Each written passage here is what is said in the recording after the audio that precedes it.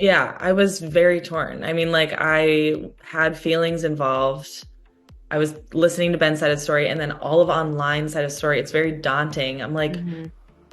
there's no right answer, honestly. Yeah. And I wanted to continue giving my 100%. So it was hard. It was really difficult to manage. Like felt bad for myself. I felt bad for Ben, and then I just felt bad for overall the situation. Honestly, the TikTok was hard.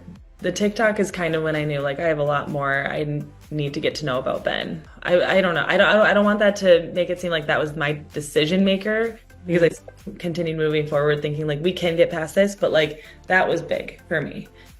That was big for my family, for like trust, and making sure this is like a safe person to be with and to get Yeah. married.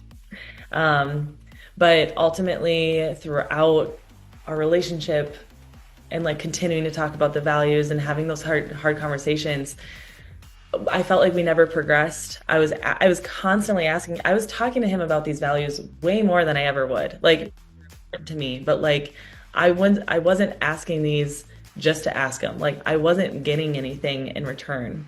And so I felt like there was just no progression. I also felt like okay, you're like I felt like Ben was also putting me in a very difficult spot of having to ask these and bring these difficult conversations up when there was just nothing.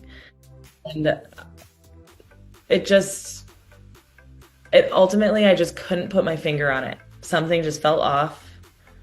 And but like every time he talked to me, he told me how much he loved me. And so it's like, oh my gosh, I'm being so harsh. Like, Hmm. but it just felt off. I knew something was off. I had hesitations, even though I was like, I love this person. I can't imagine him not in my life anymore. But I still knew I can't say yes. It just wouldn't sit right.